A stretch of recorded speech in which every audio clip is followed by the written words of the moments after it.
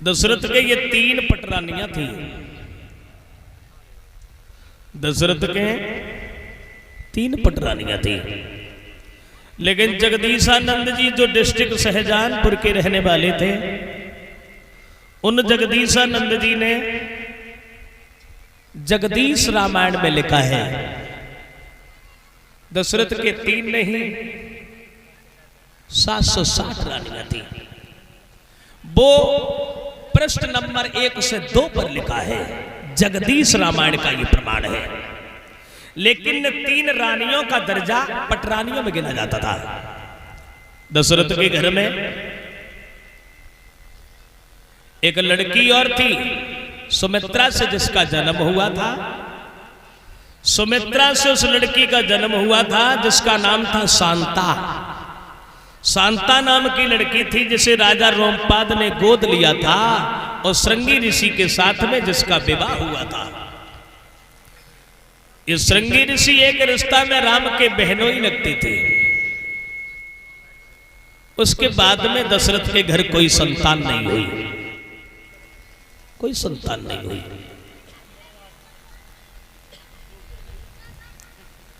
कब तक संतान नहीं भाई?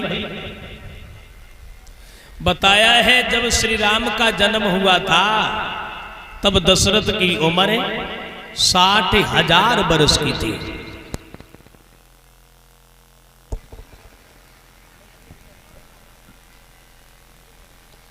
राम का जब जन्म हुआ था तो दशरथ की उम्र 60,000 वर्ष की थी।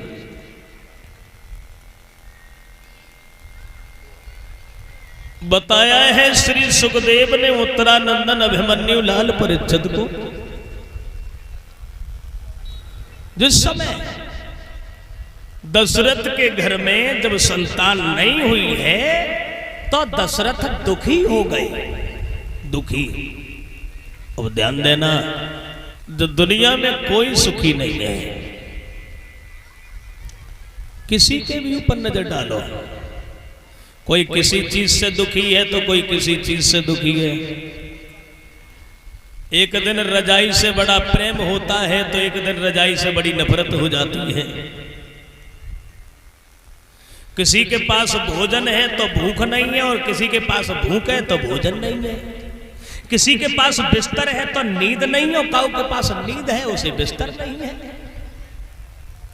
कोई लड़का के लिए दुखी है तो कोई लड़का सही दुखी है। सुखी कोई नहीं है।